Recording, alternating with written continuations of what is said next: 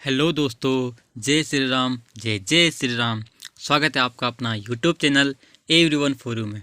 दोस्तों, आज का सेशन इम्पोर्टेंट होने वाला है, जिसमें हम कनिष्ठ सहायक की एग्ज़ाम में किस प्रकार के आपसे प्रश्न पूछने को मिलेंगे या फिर देखने को मिलेंगे, वो हमने इसमें रखे हैं। तो दोस्तों, अगर आपको ये सेशन अच्छा लगे और आने वाले यूके त्रिपाठी के सभी एग्ज़ाम्स के लिए आपको ऐसे ही सेशन चाहिए, तो आप हमारा यूट्यूब चैनल सब्सक्राइब कर सकते हैं और बेल आइकन भी दबा सकते हो, ताकि आने वाले सभी वीडियो की आपको नोटिफिकेशन मिल जाए। तो दोस्तों, शुरू करते हैं आज का वीडियो सवाल नंबर 1 के साथ। सवाल नंबर 1 है दोस्तों आपका, निम्नलिखित में से कौन सा अकबर के काल का भूमि का वर्गीकरण नहीं है? अकबर के काल का भूमि वर्गीकरण नहीं है, ये आपने बताना दोस्तों। इसमें दोस्तों इसका ऑप्शन नंबर 1 है आपका पोलज, ऑप्शन बी है पड़ोती, ऑप्शन सी है बंजर, ऑप्शन डी है जरीबा। दोस्तों इसका राइट आंसर हो जाएगा दोस्तों आपका ऑप्शन नंबर डी, जरीबा। बढ़ते दोस्तों आगे, सवाल नंबर दूसरा, सल्तनत काल के दौरान दीवान अर्ज विभाग डेश था। तो दोस्तों आपने बताना है सल्तनत काल में जो दीवान अर्ज विभाग होता है ये क्या था? ये आपका एक ऑप्शन नंबर 1 राजस्व विभाग था, या ऑप्शन बी सैन्य, या ऑप्शन सी प्रशासन, या ऑप्शन डी कानून। दोस्तों आपने बताना है दीवान अर्ज विभाग क्या था। दोस्तों इसका राइट आंसर हो जाए दोस्तों आपका ऑप्शन नंबर बी, सैन्य विभाग था। ठीक है, बढ़ते हैं आज का तीसरा सवाल। आज का तीसरा सवाल दोस्तों आपका, मुस्लिम लीग के 1943 के कराची अधिवेशन में कौन सा नारा दिया गया था? तो दोस्तों मुस्लिम लीग का जब कराची अधिवेशन हुआ था आपका 1943 में, इसमें कौन सा नारा दिया गया था? ऑप्शन नंबर 1 है दोस्तों आपका जय जवान जय किसान, ऑप्शन बी है बांटो और राज करो, ऑप्शन सी है बांटो और छोड़ दो, या दोस्तों ऑप्शन डी आपका करो या मरो। तो दोस्तों इसका राइट आंसर हो जाएगा दोस्तों आपका ऑप्शन नंबर सी, बांटो और छोड़ दो। बढ़ते दोस्तों आज का अगला सवाल, सवाल नंबर चौथा है, किस टीम ने हाल ही में अंडर 19 क्रिकेट एशिया कप 2024 का खिताब जीता है? तो दोस्तों आपने बताना है ऐसी कौन सी टीम है जिसने अंडर 19 क्रिकेट एशिया कप 2024 का खिताब जीता है। ऑप्शन ए है आपके पास पाकिस्तान, ऑप्शन बी है भारत, ऑप्शन सी है बांग्लादेश, ऑप्शन डी है अफगानिस्तान। दोस्तों इसका राइट आंसर हो जाएगा दोस्तों ऑप्शन नंबर सी, बांग्लादेश। बढ़ते हैं आज का सवाल, सवाल नंबर 5, हाल ही में कौन भारत के 91वें मुख्य न्यायाधीश बने हैं? Lokesh Rana, Dinesh Gupta, Sanjeev Khanna, option D Naresh Sinha. दोस्तों इसका राइट आंसर हो जाएगा दोस्तों option number C, Sanjeev Khanna. बढ़ते हैं आज का सवाल, सवाल नंबर 6 दोस्तों, दुनिया का दूसरा सबसे बड़ा बांस उत्पादक देश कौन सा है? दुनिया का दूसरा सबसे बड़ा बांस उत्पादक देश कौन सा है दोस्तों? ऑप्शन ए चीन, option B Bharat, option C Japan, option D Malaysia. तो दोस्तों दूसरा सबसे बड़ा बांस उत्पादक देश आपका ऑप्शन नंबर बी भारत है। इंपॉर्टेंट सवाल है दोस्तों, सारे के सारे हिंदी भी है, इसमें कंप्यूटर भी है, करंट अफेयर्स भी है, साइंस भी है, सब है। तो उसमें अगर आपको हमारा सेशन अच्छा लगता है और ऐसे ही वीडियो आपको आगे भी चाहिए, जितने भी एग्जाम आगे आने वाले हैं, तो आप हमारे चैनल को प्लीज़ सब्सक्राइब, बेल आइकन और लाइक और शेयर जरूर करना। बढ़ते हैं सवाल नंबर 7 की ओर। सवाल नंबर 7 है दोस्तों, प्रतिवर्ष पूरे भारत में अल्पसंख्यक अधिकार दिवस कब मनाया जाता है? ऑप्शन ए 18 दिसंबर को, ऑप्शन बी 19 दिसंबर को, ऑप्शन सी 13 दिसंबर को, ऑप्शन डी 15 दिसंबर को। दोस्तों अल्पसंख्यक अधिकार दिवस कब मनाते हैं भारत में? Option number A is the right answer, 18 दिसंबर को।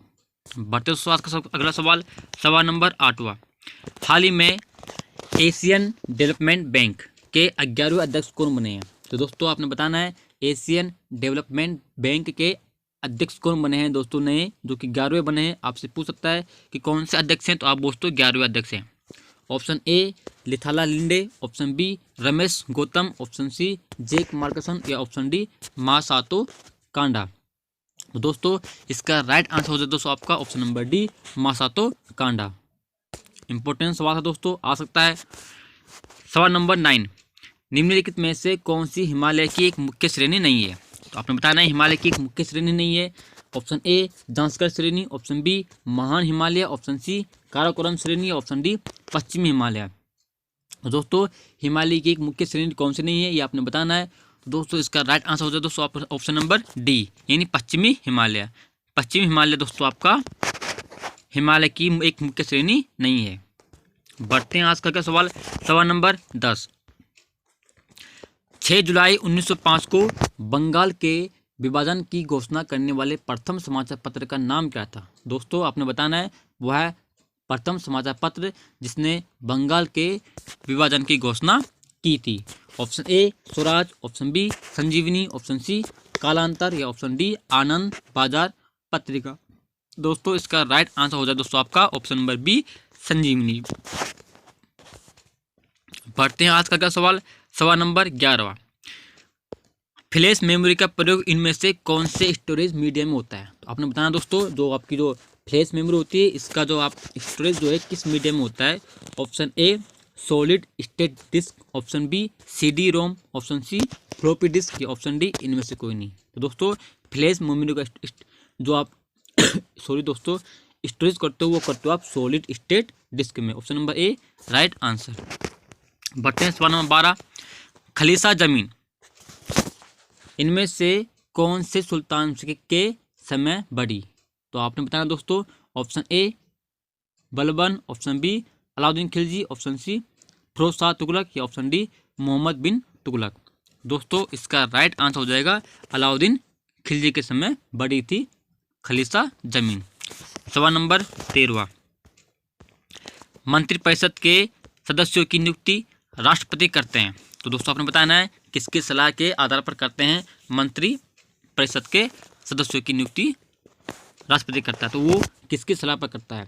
ऑप्शन ए प्रधानमंत्री की सलाह पर, ऑप्शन बी अपने विवेक से, ऑप्शन सी उपराष्ट्रपति की सलाह के या ऑप्शन डी लोकसभा स्पीकर की सलाह के।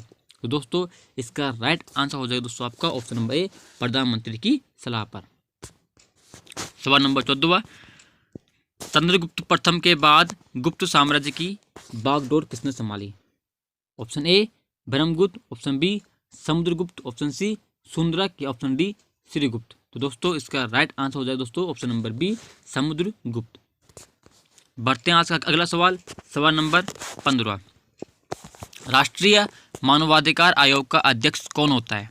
दोस्तों आपने बताना है राष्ट्रीय मानवाधिकार आयोग का अध्यक्ष कौन होता है? ऑप्शन ए लोकसभा अध्यक्ष, ऑप्शन बी प्रधानमंत्री, ऑप्शन सी भारत के सेवानिवृत्त मुख्य न्यायाधीश या ऑप्शन डी विपक्ष का नेता। तो दोस्तों राष्ट्रीय मानवाधिकार आयोग का अध्यक्ष होता है आपका भारत के सेवानिवृत्त मुख्य न्यायाधीश। बढ़ते हैं आज का अगला सवाल, सवाल नंबर 16। भारत में सर्वप्रथम कम्युनिस्ट सरकार किस राज्य में बनी थी? तो दोस्तों सर्वप्रथम कम्युनिस्ट सरकार किस राज्य में बनी थी भारत में? Option A Paschim Bengal, option B Sikkim, option C Kerala या ऑप्शन डी त्रिपुरा। दोस्तों इसका राइट आंसर हो जाएगा ऑप्शन नंबर सी केरल में बनी थी। सवाल नंबर 17। लखनऊ 1827 के विद्रोह का नेतृत्व किसने किया था? दोस्तों यहाँ पे मिसमैच है, यहाँ पे आप उसको चेक कर लेना था हो जाएगा। यहाँ पे लखनऊ में जो 1857 का विद्रोह हुआ था उसका नेतृत्व किसने किया था? Option A Veer Savarkar, option B Begum Hazrat Mahal, option C तांत्या टोपे, ऑप्शन डी कुंवर सिंह। तो दोस्तों लखनऊ में जो 1857 का विद्रोह किया था वो क्या था? बेगम हजरत महल ने। Option number B is the right answer. बढ़ते हैं सवाल नंबर 18 की ओर। निम्नलिखित में से कौन राष्ट्रीय राजमार्गों के निर्माण एवं रखरखाव के लिए जिम्मेदार हैं? तो आपने बताना दोस्तों कौन? ऑप्शन ए विधानसभा, ऑप्शन बी केंद्र सरकार, ऑप्शन सी उच्चतम न्यायालय, ऑप्शन डी भारत के राष्ट्रपति। तो दोस्तों को इसका राइट आंसर हो जाएगा केंद्र सरकार। बढ़ते हैं आज का अगला सवाल, सवाल नंबर 19। भारत के सरकार के अर्धसंघीय स्वरूप का प्रावधान कहाँ से लिया गया है? तो भारत की सरकार में जो अर्धसंघीय स्वरूप का जो प्रावधान है ये कहाँ से लिया गया है? Option A Canada, option B Britain, option C Ireland या ऑप्शन डी रूस। दोस्तों ये लिया गया आपका ऑप्शन नंबर ए कनाडा से। Option number A is the right answer. बढ़ते हैं सवाल नंबर 20। सवाल नंबर 20 दोस्तों 1921 ईस्वी में एडविन लुटियंस ने इनमें से किसका निर्माण करवाया था? दोस्तों आपने बताना है इनमें से जो है एडविन लुटियंस ने इनमें से किसका निर्माण करवाया था? ऑप्शन नंबर दोस्तों ए आपका Gateway of India, option B Victoria Memorial, option C India Gate या ऑप्शन डी गोलकुंडा फोर्ट। दोस्तों इसका राइट आंसर हो जाएगा दोस्तों आपका option number C, India Gate. India Gate का निर्माण 1921 ईस्वी में एडविन लुटियंस ने करवाया था। सवाल नंबर 21, लोकसभा में विपक्ष का नेता बनने के लिए कम से कम सदन की कुल सीटों का 1.5 सीटें हासिल हो। दोस्तों आपने बताना है, अगर आपने लोकसभा में विपक्ष का नेता बनना है तो आपको जो है कम से कम कुछ सीटों का जो है कितने सीटें हासिल करनी चाहिए। ऑप्शन ए है आपके पास 1/4, ऑप्शन बी है 1/6, ऑप्शन बी है 1/8 या ऑप्शन डी है 1/10। तो दोस्तों आपको पता भी होगा 1/10 सीटें आपको हासिल करने की ज़रूरत होती है कम से कम। सवाल नंबर 22, दुनिया की सबसे लंबी हाईवे सुरंग अटल सुरंग हिमालय की किस श्रेणी को पार करती है। तो दोस्तों इंपॉर्टेंट है, अटल सुरंग जो है आपकी जो दुनिया की सबसे लंबी हाईवे सुरंग है, यह है हिमालय की किस श्रेणी को पार करती है। Option A Shivalik, option B Pir Panjal, option C Dhauladhar या ऑप्शन डी काराकोरम। तो दोस्तों अटल सुरंग जो पार करती है वो हिमालय की पीर पंजाल श्रेणी को पार करती है। Option B is the right answer. दोस्तों अगर आपको हमारे आज के सेशन के सारे सवाल अगर इंपॉर्टेंट लग रहे हैं तो प्लीज़ हमारे सेशन को, हमारे चैनल को सब्सक्राइब जरूर करना। बढ़ते हैं आज का अगला सवाल, सवाल नंबर 23, भारत का सर्वोच्च मानक निकाय कौन सा है। भारत का सर्वोच्च मानक निकाय कौन सा है। ऑप्शन ए भारतीय मानक प्राधिकरण, ऑप्शन बी भारतीय मानक संस्थान, ऑप्शन सी भारतीय मानक ब्यूरो, ऑप्शन डी भारतीय मानक बोर्ड। दोस्तों इसका राइट आंसर हो जाएगा आपका ऑप्शन नंबर सी, भारतीय मानक ब्यूरो। बढ़ते हैं आज का अगला सवाल, सवाल नंबर 24, भारत का 5वां चंद्र मिशन, चंद्र ध्रुवीय अन्वेषण मिशन या लूपेक्स किस देश के सहयोग से विकसित किया जा रहा है। तो आपने बताया दोस्तों ये जो लूपेक्स मिशन है दोस्तों, यह आपका जो कि भारत का 5वां चंद्र मिशन है, ये किस देश के सहयोग से विकसित किया जा रहा है। Option A America, option B रूस, ऑप्शन सी फ्रांस या ऑप्शन डी जापान। दोस्तों जो ये लूपेक्स है ये किस देश के सहयोग से विकसित किया जा रहा है आपने बताना है। तो दोस्तों इसका राइट आंसर हो जाएगा option number D Japan. Japan के सहयोग से इसको विकसित किया जा रहा है भारत का 5वां चंद्र मिशन को, लूपेक्स को। बढ़ते हैं आज का सवाल, सवाल नंबर 25, अटल पेंशन योजना में देश वर्ष की आयु वर्ग के सभी व्यक्ति शामिल है। तो दोस्तों आपने बताना है कि जो आपकी जो अटल पेंशन योजना है दोस्तों, इसमें किस आयु वर्ग के व्यक्ति जो है शामिल हैं। ऑप्शन ए 18 से 70 वर्ष के, ऑप्शन बी 18 से 50 वर्ष के, ऑप्शन सी 18 से 40 वर्ष के या ऑप्शन डी 18 से 70 वर्ष के। दोस्तों ये 70 दो बार आ गया दोस्तों, यहाँ पे आप 60 कर लेना दोस्तों। ऑप्शन डी आप 18 से 60 कर लेना। तो दोस्तों इसका राइट आंसर हो जाएगा option number C is the right answer, 18 से 40 वर्ष तक के सभी आयु वर्ग के इसमें व्यक्ति शामिल हैं। सवाल नंबर 26, भारतीय संविधान का कौन सा अनुच्छेद न्याय के समान अधिकार और मुक्त विधिक सहायता से संबंधित है। इंपॉर्टेंट है दोस्तों, कौन सा अनुच्छेद न्याय के समान अधिकार और मुक्त विधिक सहायता से संबंधित है। ऑप्शन ए अनुच्छेद 39A, ऑप्शन बी अनुच्छेद 39C, ऑप्शन सी अनुच्छेद 39D या ऑप्शन डी अनुच्छेद 39B। तो कौन सा अनुच्छेद दोस्तों समान अधिकार और मुक्त विधिक सहायता से संबंधित है आपने बताना है। तो दोस्तों इसका राइट आंसर हो जाएगा ऑप्शन नंबर ए अनुच्छेद 39A। बढ़ते हैं आज का अगला सवाल, सवाल नंबर 27, माउंटबेटन योजना जो भारत के विभाजन से संबंधित थी की आधिकारिक घोषणा कब की गई थी। तो दोस्तों माउंटबेटन योजना जो कि भारत के विभाजन से संबंधित थी दोस्तों यहाँ पर आएगा, इसकी आधिकारिक घोषणा कब की गई थी। ऑप्शन ए 10 जून 1947, ऑप्शन बी 2 सितंबर 1947, ऑप्शन सी 2 अक्टूबर 1943 या ऑप्शन डी 2 अक्टूबर 1958। दोस्तों इसका राइट आंसर हो जाएगा 2 अक्टूबर 1943। माउंटबेटन योजना की आधिकारिक घोषणा 2 अक्टूबर 1943 को की गई थी। सवाल नंबर 28, निम्न में से कौन सा भारत का जैव विविधता हॉट स्पॉट का प्रतिनिधित्व करता है। तो आपने बताना है ऐसा कौन सा क्षेत्र है भारत में जो जैव विविधता का हॉट स्पॉट भी कहलाता है। ऑप्शन ए पश्चिमी हिमालय, ऑप्शन बी पूर्वी घाट, ऑप्शन सी मध्य पठार, ऑप्शन डी पश्चिमी घाट। तो दोस्तों आपको पता होगा इसका राइट आंसर है पश्चिमी घाट, 28 का डी। बढ़ते हैं आज का क्या सवाल, सवाल नंबर 29, निम्न श्रेणियों में से कौन सी पश्चिमी घाट का भाग नहीं है। आपने बताना है ऐसी कौन सी श्रेणी है जो कि पश्चिमी घाट का भाग नहीं है। अनाईमुड़ी, पालिनी, कार्डमम या फिर कॉमेट। तो दोस्तों इसका राइट आंसर है कॉमेट। बढ़ते हैं आज का सवाल। सवाल नंबर 30। वर्ल्ड इकोनॉमिक आउटलुक का प्रकाशन निम्नलिखित में से किस संस्थान द्वारा किया जाता है? World economic outlook. Option A विश्व बैंक, ऑप्शन बी विश्व व्यापार संगठन, ऑप्शन सी अंतर्राष्ट्रीय मुद्रा कोष, ऑप्शन डी संयुक्त राष्ट्र विकास कार्यक्रम। तो दोस्तों इसका राइट आंसर हो जाएगा ऑप्शन सी अंतर्राष्ट्रीय मुद्रा कोष के द्वारा वर्ल्ड इकोनॉमिक आउटलुक रिपोर्ट जारी की जाती है। सवाल नंबर 31। निम्न में से किस राज्य में विधान परिषद है? आपने बताना है किस राज्य में आपका विधान परिषद है। Option A Himachal Pradesh, option B Assam, option C Madhya Pradesh या ऑप्शन डी आंध्र प्रदेश। दोस्तों इसका राइट आंसर हो जाएगा ऑप्शन डी आंध्र प्रदेश। सवाल नंबर 32। मोपला विद्रोह किस वर्ष हुआ था? ऑप्शन ए 1917 से 1919, ऑप्शन बी 1923 से 1924, ऑप्शन सी 1921 से 1922, ऑप्शन डी 1914 से 1915। दोस्तों मोपला विद्रोह आपको हुआ था 1921 से 1922। Option number C is the right answer. बढ़ते हैं आज का अगला सवाल।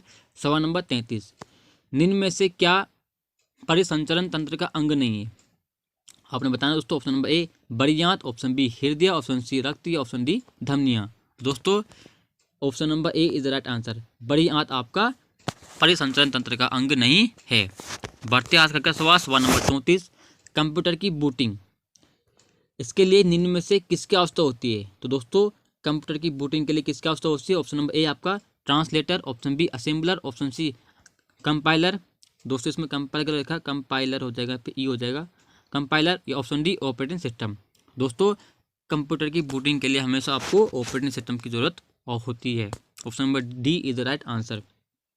सवाल नंबर 35। हिंदी से यहाँ से शुरू हो गया दोस्तों। नायिका का संधि विच्छेद है। आपने बताना है नायिका में जो है नायिका की सही संधि विच्छेद कौन सी होती है? ऑप्शन ए ना धन एका, ऑप्शन बी ने धन एका, ऑप्शन सी ने धन एका या ऑप्शन डी नौ धन एका।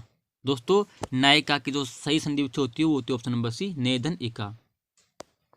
ऑप्शन नंबर सी ने धन एका। दोस्तों बढ़ते आपका अगला सवाल। सवाल नंबर 36। दोस्तों अगर आपको हमारे सवाल अच्छे लग रहे हो तो प्लीज़ चैनल को सब्सक्राइब, लाइक और शेयर जरूर करना, ताकि हम आपके लिए और आगे मेहनत करें और आपके लिए अच्छे अच्छे वीडियो लेकर आएँ। चांद पर थूकना इसका अर्थ है दोस्तों, आपने बताना है चांद पर थूकना का अर्थ क्या होता है। किसी ऑप्शन ए किसी महान व्यक्ति पर कलंक लगाना, ऑप्शन बी है असंभव कार्य, ऑप्शन सी है दूर से बात करना, या ऑप्शन डी है साहसिक कार्य करना। दोस्तों चांद पर थूकना इसका अर्थ होता है किसी महान व्यक्ति पर कलंक लगाना। Option number A is the right answer. सवाल नंबर 37। घबराहट शब्द में कौन सा प्रत्यय है? दोस्तों आपने बताना है कि जो घबराहट शब्द है आपका इसमें कौन सा प्रत्यय आएगा या लगा हुआ है। ऑप्शन ए टा, ऑप्शन बी ग्राहट, ऑप्शन सी आहट या ऑप्शन डी हट। तो दोस्तों इसका राइट आंसर होगा ऑप्शन नंबर सी आहट। आज का अगला सवाल लरिकाई इसका अर्थ क्या है? दोस्तों आपने बताना है लरिकाई का अर्थ क्या है। ऑप्शन ए बचपन में, ऑप्शन बी लड़की, ऑप्शन सी लड़का या ऑप्शन डी स्त्रियां। तो दोस्तों लरिकाई शब्द का अर्थ होता है दोस्तों आपका ऑप्शन नंबर सी लड़का इज द राइट आंसर। लरिकाई का अर्थ होता है लड़का। बढ़ते हैं आज का अगला सवाल। सवाल नंबर 39।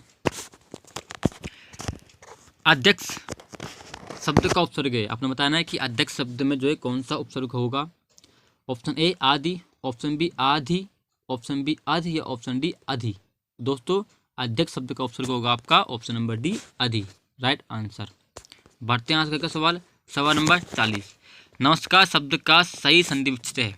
आपने बताना है नमस्कार शब्द का जो है सही संधि विच्छेद क्या होगा। ऑप्शन ए नमः धनकार, ऑप्शन बी नमः धन आकार, ऑप्शन सी नमस धनकार या ऑप्शन डी नह धनमस्कार। दोस्तों नमस्कार शब्द का सही संधि विच्छेद होता है दोस्तों आपका option number A. Option number A is the right answer, नमः धनकार।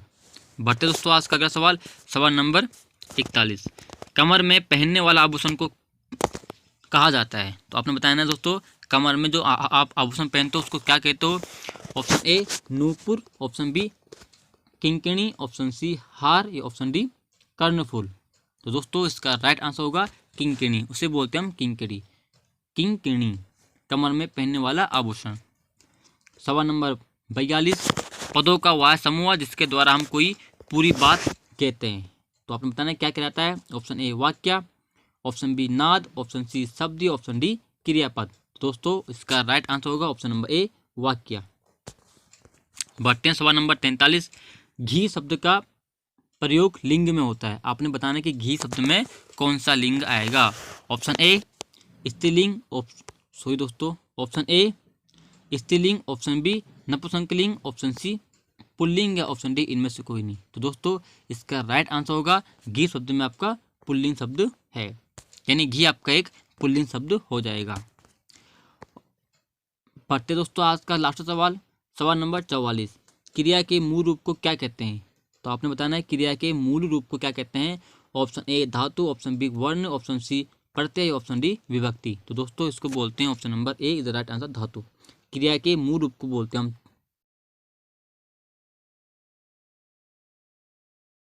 दोस्तों धातु।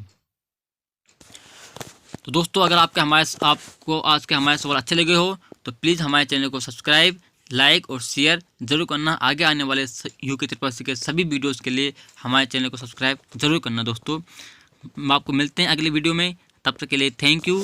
जय श्री राम, जय जय श्री राम।